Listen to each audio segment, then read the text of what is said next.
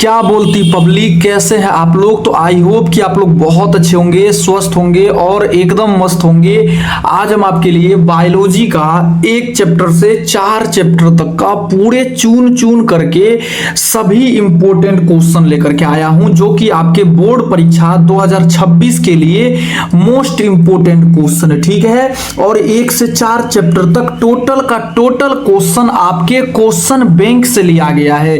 अगर आप कितने भी कमजोर विद्यार्थी हैं, इस सेशन को अंतिम तक देखते हैं तो 1 से 4 चैप्टर तक का टोटल निचोड़ क्वेश्चन आपके पेपर में आने वाला है। मतलब यहीं से आएगा 1 से 4 चैप्टर तक का, मैं इसकी गारंटी लेता हूं, ठीक है। तो आप एक बार लाइक कर दीजिएगा और इस सेशन को अंतिम तक देखना है, ठीक ना।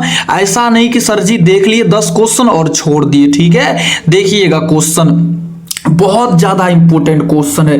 देखिएगा पहला क्वेश्चन क्या कहता है कि जब संतति की उत्पत्ति एकल जनक जीव द्वारा होता है ना, तो इसको हम लोग क्या कहते हैं। जब किसी भी संतति की उत्पत्ति एकल जनक जीव द्वारा होता है तो इसको हम लोग अलैंगिक जनन कहते हैं। क्या कहते हैं तो एसेक्सुअल रिप्रोडक्शन कहते हैं। क्या कहते हैं, बिल्कुल एसेक्सुअल रिप्रोडक्शन कहते हैं। अगले क्वेश्चन देखिएगा, नेक्स्ट क्वेश्चन क्या कहा जाता है।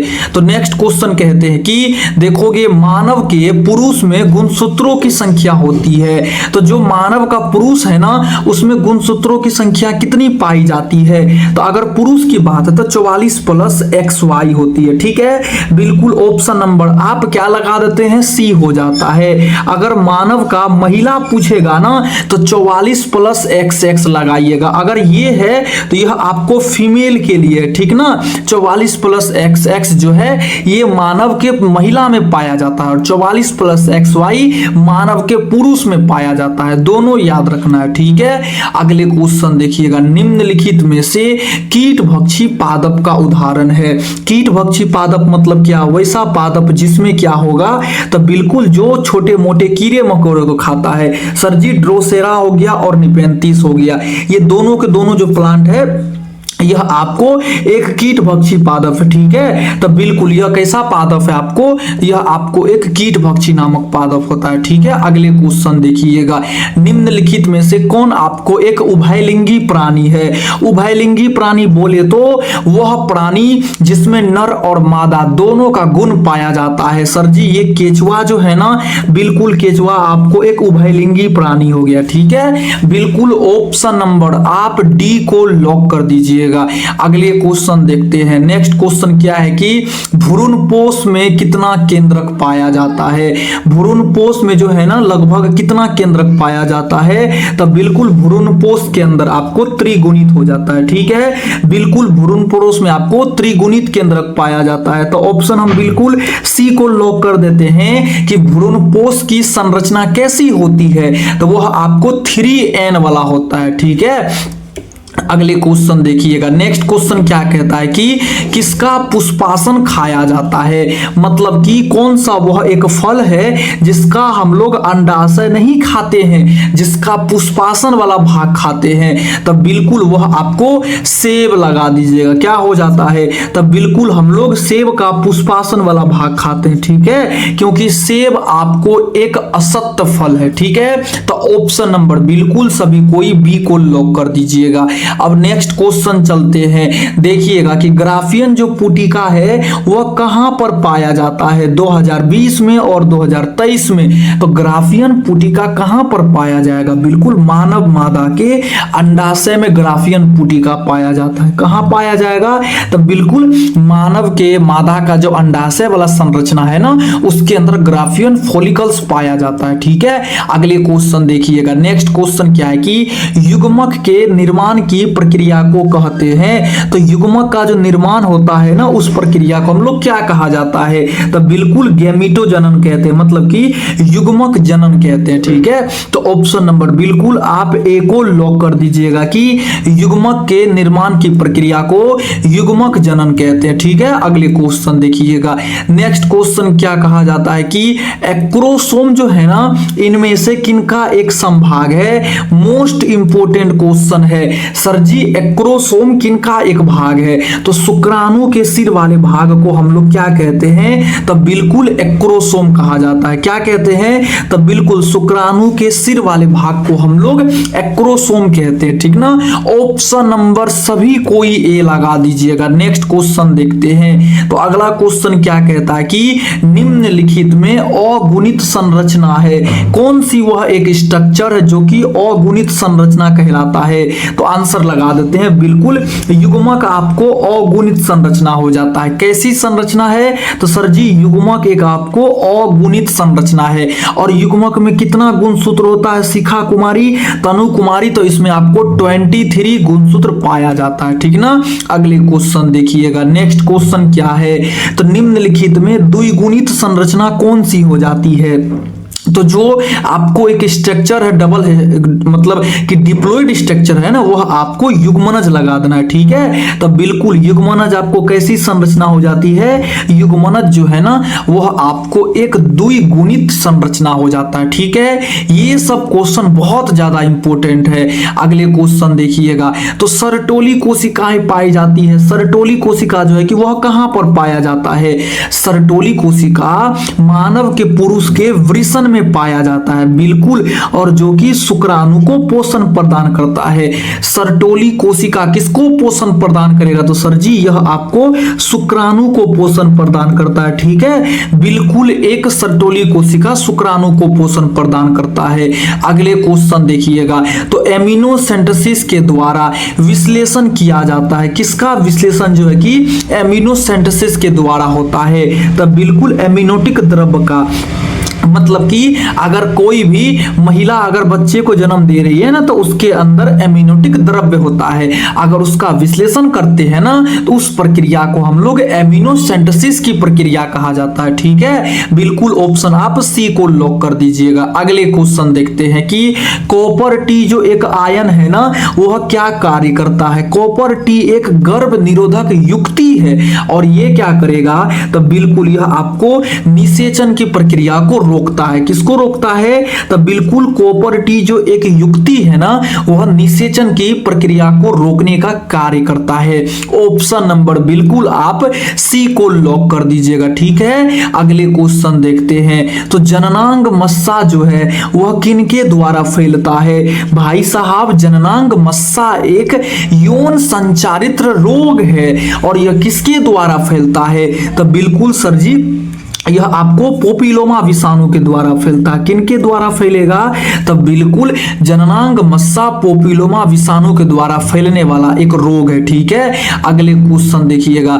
तो शरीर से बाहर होने वाले निषेचन की प्रक्रिया को क्या कहते हैं? तो मतलब कि जब निषेचन की प्रक्रिया मानव मादा शरीर के बाहर होता है तो इस प्रक्रिया को हम लोग इन विट्रो कहते हैं। कौन सी प्रक्रिया कहते हैं? तब बिल्कुल इसको हम लोग जो है ना इन विट्रो संश्लेषण कहते हैं। ऑप्शन नंबर ए लगा दीजिएगा। जिसको क्या कहते हैं शिखा कुमारी?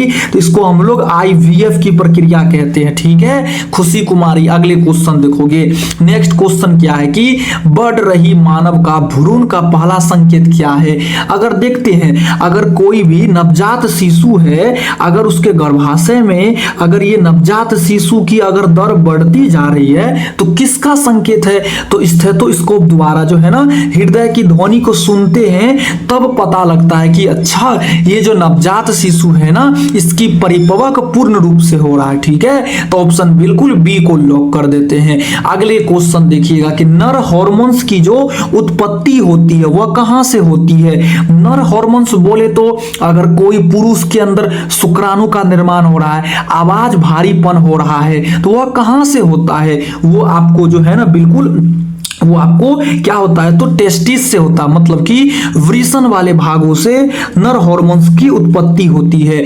ऑप्शन नंबर बिल्कुल आप सी को लॉक कर दीजिएगा। अगले क्वेश्चन देखते हैं। तो अगला क्वेश्चन क्या कहता है कि शुक्राणु के मध्य वाले भाग में पाया जाता है। अगर ये कोई एक स्पर्म है तो बिल्कुल सर जी इसका जो ये मध्य वाला संरचना है इसमें क्या पाया जाता है? इसमें आपको माइटोकॉन्ड्रिया पाया जाता है और और ये माइटोकॉन्ड्रिया क्या करती है, तो शुक्राणु को ऊर्जा प्रदान करता है। किनको प्रदान करेगा, तो बिल्कुल यह शुक्राणु को ऊर्जा प्रदान करता है, ठीक ना। अगले क्वेश्चन देखिएगा, नेक्स्ट क्वेश्चन क्या कहते हैं कि गेहूं में जो है ना परागगण किसके द्वारा होता है, तो आप याद रखिएगा सभी एक बीजपत्री पादप में परागण की प्रक्रिया हवा के द्वारा होता है।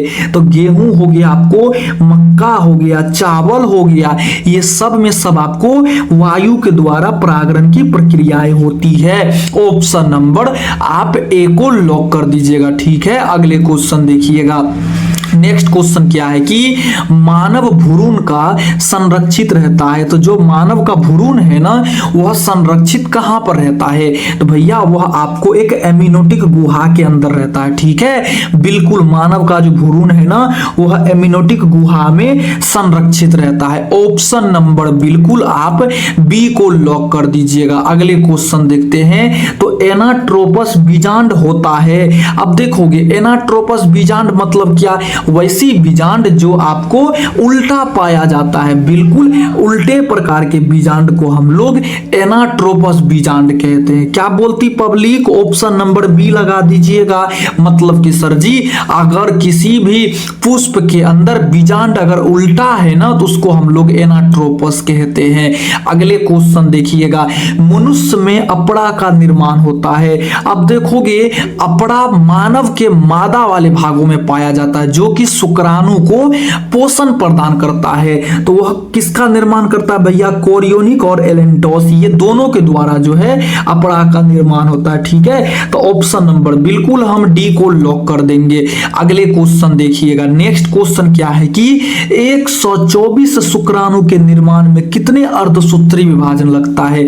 अब देखोगे कि 4 शुक्राणु के निर्माण में एक अर्धसूत्री विभाजन, बिल्कुल। तो 124 भैया, तो 124 को हम लोग क्या करते हैं 4 से भागा दे देते हैं, तो कितना बार में कटता है, बिल्कुल आपको 31 बार में कट जाता है सर जी। मतलब कि जब 31 बार अर्धसूत्री विभाजन होगा तब आपको 124 शुक्राणु का निर्माण हो जाएगा, ठीक है। तो ऑप्शन नंबर बिल्कुल आप बी को लॉक कर दीजिएगा।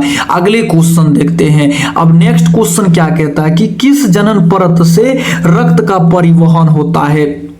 मतलब कि अगर कोई भी मनुष्य है तो उसके कौन सा जनन परत है, जब वह नवजात शिशु रहता है ना उसमें जो है कि जनन परत का परिवहन होता है। बिल्कुल सभी कोई आंसर मीजोडर्म लगाएंगे, क्या लगाएंगे, तो बिल्कुल मीजोडर्म लगाइएगा, ठीक है। क्या लगाओगे, सुभाष पांडे। ऑप्शन नंबर बिल्कुल हम बी को लॉक कर देते हैं। अगले क्वेश्चन देखिएगा, तो कौन जीवन काल में केवल एक बार प्रजनन की प्रक्रिया करता है। कौन है जो कि अपने जीवन काल में केवल एक ही बार, सर जी उसको हम लोग बांस कहते हैं। बिल्कुल बांस जो है ना अपने पूरे जीवन काल में केवल एक बार पुष्प का निर्माण करता है। अगले क्वेश्चन देखिएगा, तो कैपिसिटेशन एक प्राकृतिक प्रक्रिया है जो होती है, मतलब कि कैपिसिटेशन कहां पर होने वाली एक प्रक्रिया है, तो यह मादा के जनन मार्ग में होने वाली प्रक्रिया है, ठीक है। ऑप्शन नंबर हम बी को लॉक करते हैं। अब देखो कैपिसिटेशन कैसी प्रक्रिया है, अगर ये कोई स्पर्म है, बिल्कुल, तो स्पर्म के ऊपर जो ये झिल्ली है ना, ये झिल्ली जब किसी भी महिला अगर संबंध बनाती है पुरुष के साथ तो ये झिल्ली जो है महिला के योनि मार्ग में प्रवेश करता है और ये झिल्ली जब बाहर निकल जाएगा इस प्रक्रिया को कैपिसिटेशन कहते हैं, ठीक है। अगले क्वेश्चन देखिएगा, नेक्स्ट क्वेश्चन क्या है कि कौन है जो कि गर्भाशय के स्तर में प्रत्यारोपित होता है, तो वो ब्लास्टोसिस्ट हो जाता है, ठीक है। बिल्कुल 32 कोशिका वाली संरचना को ब्लास्टोसिस्ट कहते हैं। जब युग्मनज जो है ना 32 कोशिका वाला युग्मनज बन जाता है, भ्रूण बन जाता है, तो वो महिला के गर्भाशय में अंतरोपित हो जाता है, ठीक है। अगले क्वेश्चन देखिएगा, निम्नलिखित में यौन संचारित रोग है, अगर कहीं भी यौन संचारित रोग दिख जाएगा आप क्या याद लगा दोगे, बिल्कुल सिफिलिस हो गया, ठीक है। तो ऑप्शन बिल्कुल डी को लॉक कर देंगे। और हम एक चीज कहना चाहते हैं, यौन संचारित रोग मतलब जी के एस, जी से गोनेरिया, के से क्लेमेडिया और एस से सिफिलिस। ठीक है, इन 3 चीज को याद रखिएगा। अगले क्वेश्चन देखते हैं तो क्या लगा देंगे कि देखिएगा, किसमें जल के द्वारा परागण की प्रक्रियाएं होती है, मतलब कि पानी के द्वारा जो परागण की प्रक्रिया होती है ना, वह आपको हाइड्रिला में होता है। ठीक है, बिल्कुल हाइड्रिला में क्यों होता है सर जी? तो हाइड्रिला में इसलिए होता है क्योंकि हाइड्रिला जो है जलीय जंगली घास है और यह पानी के सतह में पाया जाता है। ठीक है, ऑप्शन बिल्कुल हम सी को लॉक कर देंगे। अगले क्वेश्चन देखोगे तो जन्म से लेकर के मृत्यु तक के समय को क्या कहा जाता है? भाई साहब, अगर कोई भी जीव है वो आज जन्म लिया है और जब तक उसकी मृत्यु हो जाती है उस काल को हम लोग जीवन काल कहते हैं, मतलब कि लाइफ स्पेन कहते हैं। ठीक है, ऑप्शन बिल्कुल डी को लॉक कर दीजिएगा। अगले क्वेश्चन देखते हैं तो मानव शुक्राणु का एक्रोसोम का निर्माण होता है। तो एक मानव शुक्राणु में जो है ना एक्रोसोम का निर्माण गोल्जी काय के द्वारा होता है। किनके द्वारा होता है? तो बिल्कुल गोल्जी काय के द्वारा होता है। अगले क्वेश्चन देखिएगा, वेलिस्नेरिया एक ऐसी पुष्प है जिसमें परागण की प्रक्रियाएं होती है, किनके द्वारा? तो वेलिस्नेरिया और हाइड्रिला में जो है ना बिल्कुल पानी के द्वारा परागण की प्रक्रिया होती है, क्योंकि ये दोनों जो है ना पानी के अंदर पाया जाता है। अगले क्वेश्चन देखोगे तो शरीर से बाहर होने वाली निषेचन को क्या कहते हैं हम लोग? तो जो प्रक्रिया शरीर से बाहर होती है उसको हम लोग इन विट्रो कहते हैं। ठीक है, बिल्कुल ऑप्शन आप ए को लॉक कर दीजिएगा। तो एक जो तितली है ना, उस तितली का जीवन अवधि कितना होता है? सर जी, तितली 140 वर्ष तक जीता है। कितने वर्ष तक? बिल्कुल, एक तितली अपना 140 वर्ष तक जीवन यापन कर पाता है। अगले क्वेश्चन देखिएगा, शुक्राणु को अंडाणु में सुई के द्वारा भेदित किया जाता है। अगर ये कोई अंडाणु है, सुई के द्वारा अगर शुक्राणु को इसके अंदर प्रवेश कराएंगे तो इस प्रक्रिया को हम लोग ICSI वाली प्रक्रिया कहते हैं। ठीक है, ऑप्शन बिल्कुल आप ए को लॉक कर दीजिएगा।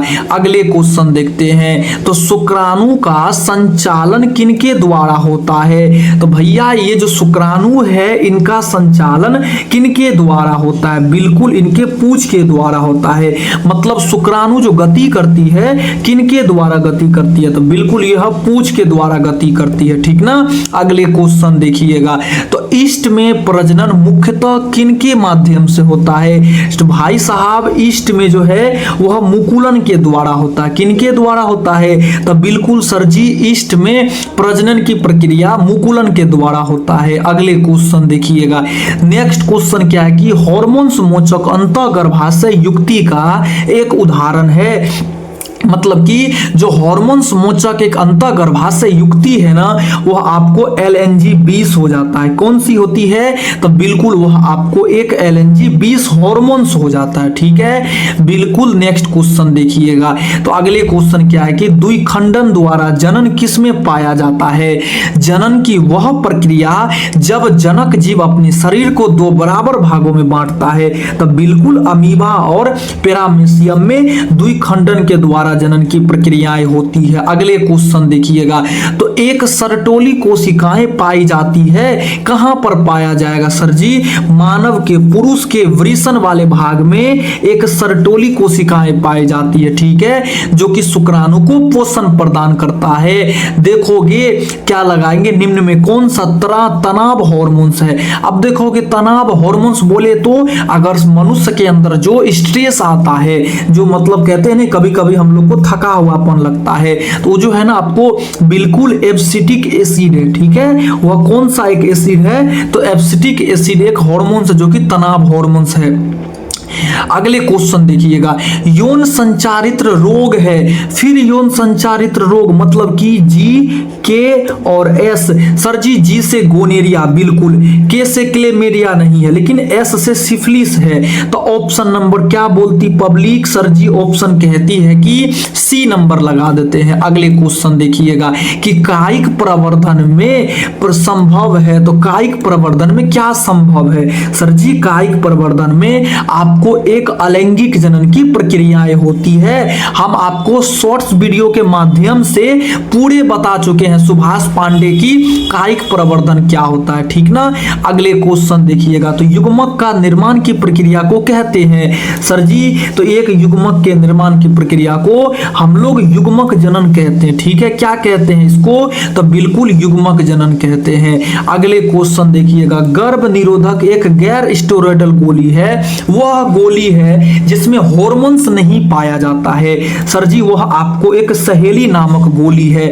ऑप्शन सी लगा दीजिएगा। बिल्कुल पूछिएगा सहेली नामक गोली कहां पर बनाया जाता है, तो सर जी लखनऊ में सहेली नामक गोली का केंद्रीय अनुसंधान स्थान है, ठीक है।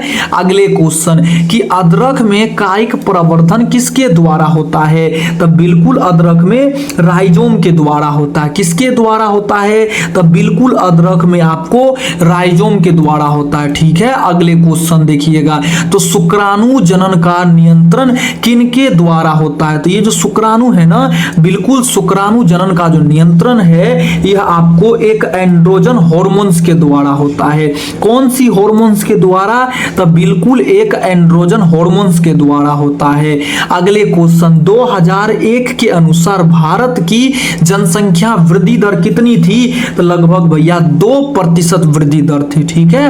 ऑप्शन बिल्कुल सी को लॉक कर दीजिएगा 2001 के अनुसार। अगले क्वेश्चन देखते हैं, तो कौन सी कोशिका है जो कि आपको एक अगुणित कोशिका होती है, तो ये जो अगुणित कोशिका है वह बिल्कुल आपको द्वितीयक अंडक जो है ना, एक आपको अगुणित कोशिका है, ठीक है। तो द्वितीयक अंडक कैसी कोशिकाएं हैं, वह आपको एक अगुणित कोशिकाएं होती है। अगले क्वेश्चन देखिएगा, प्याज में कायिक प्रवर्धन किसके द्वारा होता है, सर जी प्याज में तो कायिक प्रवर्धन आपको बल्ब के द्वारा होता है, ठीक है। तो बिल्कुल सुभाष पांडे, लक्ष्मी कुमारी, ऑप्शन नंबर सी को लॉक कर दीजिएगा। अगले क्वेश्चन देखते हैं। नेक्स्ट क्वेश्चन क्या है कि गर्भ निरोधक गोली में प्रोजेस्टेरोन का कार्य क्या है, तो भैया एक जो गर्भ निरोधक गोली होती है वह प्रोजेस्टेरोन की कार्य क्या करती है, तो वह जो है ना आपको निषेचन की प्रक्रिया को रोकता है, ठीक है। बिल्कुल ऑप्शन नंबर हम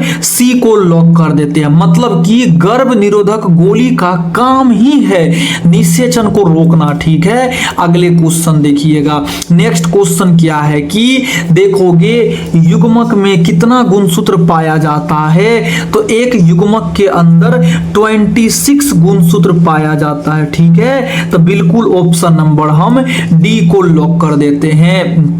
अगले क्वेश्चन देखिएगा, नेक्स्ट क्वेश्चन है कि एक लिंगी पादप का उदाहरण क्या हो जाता है, सर जी एक लिंगी पादप अगर कोई है तो वह आपको बिल्कुल पपीता जो है ना वह आपको एक लिंगी पादप हो जाता है, ठीक ना। अगले क्वेश्चन देखिएगा, तो नेक्स्ट क्वेश्चन क्या है कि जनसंख्या अधिक होने से क्या क्या होता है। अब देखोगे जब जनसंख्या में वृद्धि होगी तो भैया प्रति व्यक्ति आयु की कमी होगी, उसके बाद क्या लगाओगे, प्रति व्यक्ति आयु ज्यादा हो जाएगा और क्या लगा देंगे, क्या लगाओगे, बिल्कुल जन साधारण की स्वस्थ भी हो जाती है, मतलब ऑप्शन डी लगा देंगे। मतलब जनसंख्या में वृद्धि होगी तो सभी चीज में कमी होगी, ठीक है। अगले क्वेश्चन देखिएगा, नेक्स्ट क्वेश्चन क्या है कि अंड प्रजक जीव क्या हो जाता है, तो वह कौन सी एक जीव है जो अंडे के द्वारा संतति उत्पन्न करती है, तो बिल्कुल वह सांप और मुर्गी ये दोनों हो जाता है, ठीक है। तो बिल्कुल ऑप्शन हम सी को लॉक कर देते हैं, सांप और मुर्गी ये दोनों का दोनों हो जाता है। बढ़ रही मानव का भ्रूण का पहला संकेत क्या है, तो बिल्कुल स्कोप के द्वारा हृदय की ध्वनि को सुन के पता लगाते हैं, ठीक ना। अगले क्वेश्चन देखिएगा, तो क्वेश्चन क्या है कि भ्रूणपोष वाले बीजों को क्या कहते हैं, वैसे बीज जिसके अंदर एक भ्रूणपोष पाया जाता है भैया उसको हम लोग एंडोस्पर्मिक बीज कहते हैं। कैसी बीज कहते हैं, तो बिल्कुल एंडोस्पर्मिक बीज कहा जाता है। मध चक्र जो है ना वह किस में पाया जाता है, मध चक्र बोले तो स्ट्रेस साइकिल, जिसमें ब्लडिंग की प्रक्रिया होता ही नहीं है। तो सर जी यह चूहा में और गाय में पाया जाता है। किस में पाया जाएगा? बिल्कुल गाय और चूहा में जो है ना आपको ब्लडिंग नहीं होती है। तो ऑप्शन बिल्कुल हम डी को लॉक कर देते हैं। अगले क्वेश्चन देखिएगा कि निम्न में जल में पाए जाने वाला पौधा नहीं है, कौन सा वह एक पौधा है जो कि पानी में नहीं पाया जाता? भैया बबूल का पादप पानी में कहां से पाया जाएगा? अगले क्वेश्चन देखिएगा, तो मुकुलन के द्वारा जनन किस में पाया जाता है? तो जो एक मुकुलन की प्रक्रियाएं होती है ना वह बिल्कुल ईस्ट में पाया जाता है। तो एक मुकुलन की जो प्रक्रिया है वह ईस्ट में पाया जाता है, ठीक ना। अगले क्वेश्चन देखिएगा, तो पुष्प में स्त्री दल चक्र बना होता है। तो एक पुष्प है बिल्कुल भैया, ये देखोगे ये पूरा का पूरा आपको स्त्री दल चक्र, ये हो गया आपको वर्तिका हो गया बिल्कुल सर जी, और ये वाला भाग हो गया आपको वर्तिकाग्र, और ये वाला भाग हो गया आपको अंडाशय। तो मतलब कि ये सभी का सभी संरचना मिल करके आपको स्त्री दल चक्र का निर्माण करती है, ठीक है। अगले क्वेश्चन, एक सरटोली कोशिका पोषण प्रदान करती है, किसको? तो सरटोली कोशिका शुक्राणु को पोषण प्रदान करती है, ठीक है। अगले क्वेश्चन देखते हैं, तो जेम्यूल्स जो निर्माण होता है वह किसमें होता है? तो बिल्कुल जेम्यूल्स का निर्माण आपको स्पंज के अंदर होता है। किनके अंदर होता है? तब बिल्कुल जेम्यूल्स का निर्माण आपको स्पंज के अंदर होता है। अगले क्वेश्चन देखिएगा, तो सर जी एक स्वस्थ महिला कितना अंडाणु उत्पन्न कर पाती है? जो एक आपको स्वस्थ महिला है ना वह अपने पूरे जीवन काल में बिल्कुल वो 400 अंडाणु उत्पन्न करती है, ठीक है। बिल्कुल ऑप्शन आप बी को लॉक कर दीजिएगा। अगले क्वेश्चन देखते हैं, तो समयुग्मक का उदाहरण है, कहां पर पाया जाता है समयुग्मक? भैया ये जो क्लेडोफोरा है बिल्कुल क्लेडोफोरा एक आपको समयुग्मक का उदाहरण है, ठीक है। बिल्कुल ऑप्शन आप ए को लॉक कर देते हैं। नेक्स्ट क्वेश्चन देखिएगा, तो वायु परागृत पुष्प जो है सामान्यतः होता है। अब वैसा परागण जिसमें वायु के द्वारा परागण होता है, सर जी वायु परागण वाला पुष्प छोटा होता है और रंगहीन होता है। बिल्कुल ऑप्शन आप डी को लॉक कर दीजिएगा। किसको लॉक करेंगे? तो सर जी यह आपको ऑप्शन नंबर डी हो जाता है। अगले क्वेश्चन देखिएगा, तो नर हार्मोन्स जो है वह किनसे संयोजन करता है तब भ्रूणपोष बनता है? देखोगे नर हार्मोन्स आपको एन हो गया और द्वितीय केंद्रक मतलब आपको 2n हो गया, और ये मिल करके आपको 3n का निर्माण करेगा। मतलब कि नर हार्मोन्स जो है ना वह द्वितीय केंद्रक से संयोजन की प्रक्रिया करती है, ठीक है। अगले क्वेश्चन देखिएगा, तो इमेस्कुलेशन का संबंध किनसे है? भैया इमेस्कुलेशन का संबंध संकरण से हो जाता है, ठीक है। अगले क्वेश्चन देखिएगा, तो क्या होता है कि परागकण मुख्यतः होता है। तो परागकण मुख्यतः कैसी होती है? तो बिल्कुल एक परागकण जो है वह मुख्य रूप से आपको एक एलर्जी कारक होता है। कैसी होती है? तो बिल्कुल सर जी परागकण आपको एलर्जी कारक होता है, ठीक है। बिल्कुल, तो आपका 70 क्वेश्चन था और आप लोग कितना सही किए हैं बताइएगा। अब देखो आप लोग परेशान हो कि सर जी रिकॉर्डेड क्लास देते हो। मेरे भाई देखोगे एक चीज लिखते हैं, देखोगे बिल्कुल जो है ना इसका तबीयत खराब है, मेरी बहन का छोटी बहन का तबीयत खराब है इसलिए करके नहीं दे रहे हैं। कल से आपको हम लाइव में मिलेंगे, ठीक है। रिकॉर्डेड है, कोई दिक्कत नहीं है। आप पढ़ाई पर ध्यान दो कि सर मेरा पढ़ाई हो रहा है कि नहीं हो रहा है, ठीक है। रिकॉर्डेड और लाइव से कोई इंटरेस्ट नहीं होता है। आपको क्वेश्चन आंसर मिल रहा है, सही सही मिल रहा है, समझाया